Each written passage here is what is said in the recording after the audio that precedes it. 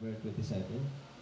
Nagpaabot ng taus-pusong pasasalamat ang Naval Forces Southern Luzon o NAVFORSOL sa kanilang stakeholders tulad ng Ako Bicol Party List at media sa ginanap na fellowship ngayong araw sa Naval Station Julhasan Aracin sa Rawis, Legazpi City. Ayon kay NAVFORSOL Director Lieutenant John Emmanuel Sison, ang kanilang pasasalamat ay pagkilala sa mahalagang ambag ng partido at media na patuloy nilang nakakatuwang sa kanilang mga advokasya lalo na sa panahon ng kanilang pagtugon sa mga kalamidad. Aniya, ang mga tagumpay na naabot ng NAVFORSOL ay dahil sa pagsisikap din ng kanilang stakeholders. Ito po ay bilang pagkilala sa contributions ng atin po mga kaibigan mula sa media at mga partner stakeholders mula naman sa non-government at mga private organizations na kung saan sila po ay may malaking naitulong sa accomplishment po ng inyong Navy dito sa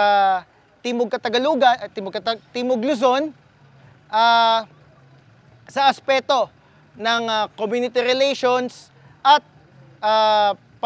public information service.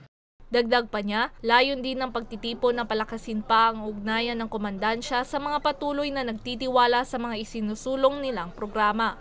Ang atin naman pong Philippine Navy, especially ang inyo pong Navy dito sa Southern Luzon, ay bukas sa lahat po ng may bukal sa puso na pagtulong sa ating mga mamayan at makipag-partner sa inyo pong Navy.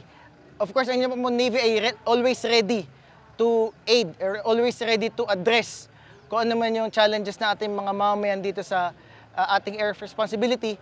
So, we are looking forward po na lumaki pa ang pool of partners po natin dito sa Naval Forces Southern Luzon. Samantala, tiniyak din ni Sison na sapat ang kanilang tauhan para tumugon sa iba't ibang emerhensya. Patuloy din ang kanilang pagsisikap para sa mas modernong kagamitan.